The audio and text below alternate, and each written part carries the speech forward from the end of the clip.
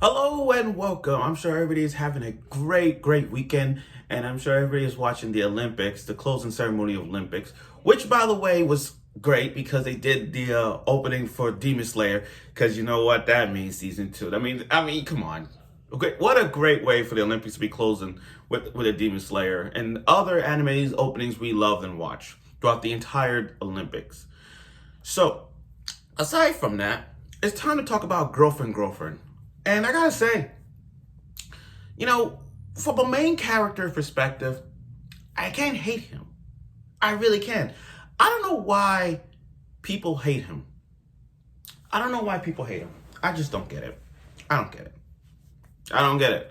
I mean, yeah, he's honest. He's a two-timer. I get it, but you have to agree on one thing.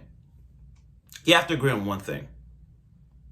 This guy he building his harem like this. You know how in every harem anime, it's that main character does something to that character that makes it into a harem. You know what I mean? Like Issei from High School DxD. Here's a good example. Issei from High School DxD. How a pervert like him ended up with Reyes, Akino, and all the other girls. This guy's a pervert, yet he's doing all these perverted things, and yet he got his harem just like that. You know what I mean? I'm looking at Naoya, and the way he builds his harem is through words. Honesty, compassion. That's what he does to things. I mean, yeah, that's happening in harem animes, but for this guy to be so outspoken, so outspoken, and literally express his feelings throughout the whole neighborhood or whatnot, he's actually stepping up. He really stepped up his plate. Now, the whole thing is focused on Rika in this episode because we're getting more and more about Rika and being a tsundere. Yes, a tsundere. Now ask yourself this: how many of you are into tsunderes? I ain't gonna lie to you. I love tsundere girls, but it's not like every girl I meet is a tsundere. You know what I mean? I have my other types of tsundere girls, depending on the character and the what they are and all that stuff. It all depends. But it's a tsundere that gets us going. Like the most common tsundere that I think of in my head just now is Ikumi from Food Wars, and I like Ikumi from Food Wars. For a tsundere girl like herself, dark skin, blonde hair tsundere, I like her. You know what I mean? There are some tsundere girls we are into. Now on a scale of 1 to 10 on the tsundere factor, how much do you love tsunderes? And I'll be honest, I'll say about a 6.5 out of 10. So for me, a 6.5 out of 10 because like I said, it depends on the character. So we'll get right to it with episode 6 of Girlfriend. Matter of fact, yeah, we're on 6. And we're halfway through it. So let's get right to it. It's this review of Girlfriend episode 6. Okay, so here's the thing. From all these episodes, we find that Rika has been sitting around just camping in Naoya's backyard. Here's a question we ask ourselves. If you have a famous YouTuber living in your house, in your backyard, what are the options? What are the options you do? Oh, let the famous YouTuber in? 2, ask he or she to leave? Like, what would you do to get a YouTuber like Rika out of the yard? And they try so many, and that was the main objective. It was like a game. It's like a game. The entire objective of this episode was to get Rika out of his backyard. That was the whole entire thing.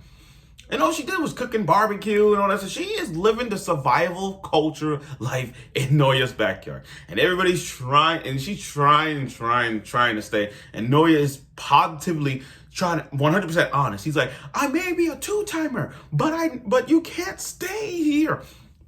He's always yelling. That's true about Girlfriend. Every character is yelling their ass off. It's yelling out. It's like if you're in your house. I'm sorry. It's like if you're sleeping and it's like 3-4 o'clock in the morning. They're yelling out there. I'm like, what the hell's going on? It's 3 or 4 o'clock in the freaking morning. What the hell? You look outside the window. You're like, what the hell? And I'm like, oh my God. So they all trying to get her out of the house. And then the craziest thing is, this is what drives a tsundere. This is what drives a tsundere. And we get the thing about tsundere is that it has its pros and cons on this. So what we got is the exact same thing what we're getting at. Okay. So, fast forward. So Naoya, desperately trying to kick her out of the house. He has so much feelings for Nagisa and Saki so much that he had to call the pickup truck to pick up all the stuff from Amazon, the barbecue, the tent, everything. Kicked her out of her house and go back to her father. And I'm gonna get to that father later. And then, being chosufu about it, saying if I was in your shoes, would you do all that stuff? And then he's taking up so much pain in this episode. I mean, like, how many times has he really got pain, like, by Saki? First off, the arm bar. And then a chop in the head. Everything I'm like, this guy is really taking a blow. He's really taking a blow from it. I'm like, oh my God. Oh boy. And then Rika had to use the bathroom and she had to go to the corner store. But here's the thing, how long does it take for a person to go to the corner store and use the bathroom? Unless it's a long line. Now, if it's a long line, I can understand that. But come on, it take all that time to call in the truck and grab all the stuff in the pickup truck. That doesn't take that long to use the bathroom. Like I said, it doesn't take that long. So when Rika came back, she tried so hard to get all her stuff out of the truck. Like, I'm staying here. You can't make me. He even grabbed her from behind. He's like, I'll shit myself. If I keep hitting you, you can shit yourself. He's like, I don't care. I'll shit myself. They're so loud. And then all of a sudden, she started screaming like, molester. He molested my G cups. This is like soap drama. You got Nagisa and Saki just sitting there, just watching them like, oh my God, where this direction is going. And he still grabbed it. I'm like, oh my. And even the people is like so confused. People are like, what's going on? They're so confused. And then all of a sudden, the mission was success. Matter of fact, they weren't even gonna pay. Like, I'll give you 1 million yen. Oh my God. They were even, and then the truck left all her stuff. They made an IOU contract. They even made a contract saying, we'll pay you if you stop following. We'll pay you every month if you stop following Naoya. If you stop bugging him. That didn't work. And then here comes the father. Here comes Rika's father. I can see Rika's father and Rika in some way in terms of family faces. They got the same eyes. So I see that. They have the same eyes. Okay. And oh God, where to begin, guys? The confrontation was so roller coaster at its best. It went from beep, boom, boo, in an instant. From this to loop-de-loop and all that. I'm like, what the hell? So let me break this down for competition wise. First off, the father came and said, you coming home. This main character, Naoya, what kind of person tells a parent, right in front of the parent, or parents, wherever, what kind of main character like Naoya tells that parent, tell the parent, like, I'm a two-timer, I'm dating these two girls right here. I'm like, oh my God, here's the thing. I get it. Like I said earlier, I get it. Y'all hate him because he needs to I understand y'all want him to shut up. I understand y'all want him to shut up and not tell the truth. But you can't deny this guy. He's the type of guy that doesn't want to break a person's heart. Who doesn't want to date a guy like that who doesn't break people's hearts? That's the type of guy that y'all want to date. Come on. In relationships, you need to be honest. You can't have broken hearts. That's the truth. But I'm back to what I'm saying. He goes on saying, I'm a two-timer. I'm not done. Rika, I don't like Rika, but she's beautiful. I'm not dating her and that stuff. And then here comes the father bouncing back up. She's like, what? You don't find my daughter attractive?